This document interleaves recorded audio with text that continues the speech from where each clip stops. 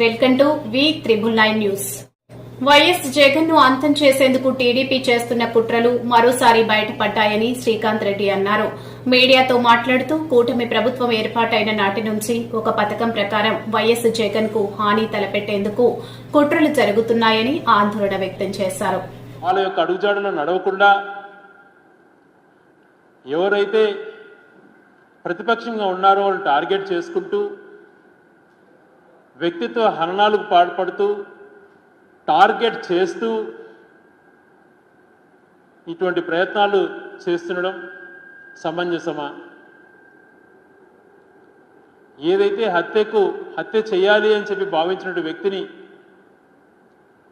తన నిర్దోషముగా ఇది కాలేదు, అయినా తనతో చర్చలు జరపడం, ఒక మాజీ డీజీగా పనిచేసిన వ్యక్తి, రాష్ట్రానికి ఇంటెలిజెన్స్ చీఫ్గా పనిచేసిన వ్యక్తి ఇంటికి వెళ్ళి తనతో ముచ్చరించడము అని అంటే ఎటువంటి ఆలోచనలు మీకు వస్తున్నాయన్నటువంటిది ఒకసారి ఆలోచన చేయమంటున్నా.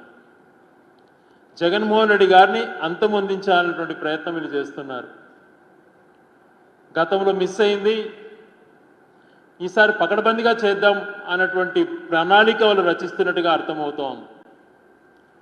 ఈ మధ్యన భద్రత చూస్తుంటే తను కల్పించిన భద్రతలో కానీ తను ఎక్కడికైనా వెళ్ళినప్పుడు ప్రభుత్వం వ్యవహరిస్తున్న తీరు కూడా గమనించినప్పుడు అనంతపూర్ పర్యటనలో కానీ, గుంటూరు పర్యటనలో కానీ, ఉత్తరాంధ్ర పర్యటనలో కానీ ఎక్కడికి వెళ్ళినా కూడా పోలీసులు వ్యవహరిస్తున్నటువంటి నిర్లక్ష్యమ ధోరణి ఇప్పుడు జరుగుతున్న పరిణామాలను గమనిస్తే ఖచ్చితంగా వీళ్ళు ఒక ప్రణాళిక రూపొందించుకొని జగన్మోహన్ రెడ్డి గారిని ఎలా అంతమొందించాలన్నటువంటి ప్రయత్నాలు వీళ్ళు చేస్తున్నారు. మరి ఆ రోజు ఎయిర్పోర్ట్లో జరిగిన సంఘటనలు 2018 అక్టోబర్ 25న తను లోపలికి వచ్చి ఏమని మాట్లాడి ఏ రకంగా ప్రయత్నం చేసింది ఎన్ఐఏ ఛార్జ్షీట్లో కూడా చేసింది. కేసును తప్పుదోవ పట్టించేటువంటి ప్రణాళిక రూపొందించుకొని ఎన్ఐ కోర్టు అన్నటువంటిది విజయవాడలో మాత్రమే ఉంది, కేసులు ఎక్కువగా ఉన్నాయి అని చెప్పి వైజాగ్లో కూడా పెట్టాలని ఆలోచన చేస్తే ఈ కేసు కోసం తప్పుదో పట్టేది వైజాగ్లోనే జరుపుతున్నారు, కేవలం ఈ కేసు కోసమే అని చెప్పి ప్రచారాలు చేశారు. మరి ఎన్ఐ ఛార్జ్షీట్లో కూడా చాలా స్పష్టంగా ఫైల్ చేసింది ఎటువంటి ప్రయత్నం జరిగింది, ఏం జరిగింది అన్నటువంటిది. ఎందుకంటే ఇవన్నీ కూడా మొత్తం రాష్ట్ర ప్రజలకు కూడా తెలుసుకోవాలి, తెలియాలి కూడా. ఎన్ఐఏ ఛార్జ్షీట్లో క్లియర్గా మెన్షన్ చేయడం కూడా జరిగింది. ఎన్ఐఏ ఛార్జ్షీట్లో ఆ పాయింట్ మెన్షన్ చేసే పాయింట్లో attack mister YS Jaganmohan Reddy and attempted to stab him on the neck with a sharp knife with intention to kill him in the process infected and injury of the upper left arm of YS Jaganmohan Reddy గారు అన్నటువంటి point ఇది. కానీ తర్వాత వాళ్ళు chargesheet frame చేసిన దాంట్లో కూడా premeditated plan, he attempted to stab YS Jagannamohan Reddy on his neck with a sharp knife with intention to kill him and in turn injured the topmost part of the left arm. Thus he committed an offence under section 307 IPC. ఆయన commit అయినటువంటిది, case file అయినటువంటిది కూడా NIA ఛార్జ్షీట్లో కూడా ఉన్నా కూడా మరి ఎందుకని అధికారి అక్కడికి వెళ్ళారో వెళ్ళటంతో పాటు గత కొద్ది రోజుల నుంచి చూస్తే ద్వేషించే తత్వంతో ప్రొవోకేట్ చేసే విధంగా పోస్టులు పెడుతుండడం,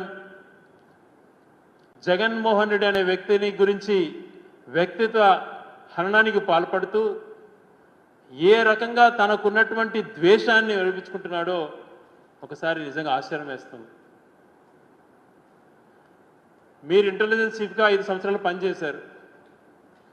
అప్పుడు తెలుగుదేశం పార్టీ అధికారంలో ఉన్నప్పుడు మీరు 23 మంది శాసనసభ్యుల్ని ఏ రకంగా పార్టీ మార్పించారో అందరికీ తెలుసు.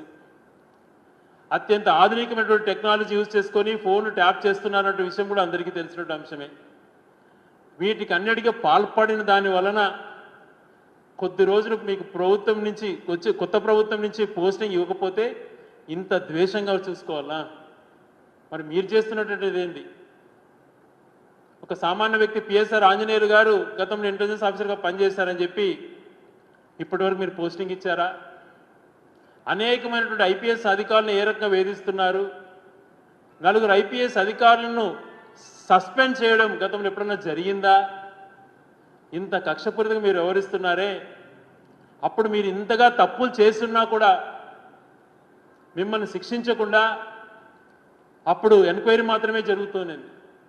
దానికి ఇంత ద్వేషం పెట్టుకొని ప్రజాస్వామ్యంలో ఈ రకమైనటువంటి ధోరణి అవలంబించడం, హత్య చేయాలా అన్నటువంటి వ్యక్తితో మంతనాలు జరపటం, హేటర్ స్పీచ్లు, కులం మీటింగ్లలో ఇష్టానుసారం రెచ్చగొట్టి మాట్లాడడం, ఇవి కరెక్టా?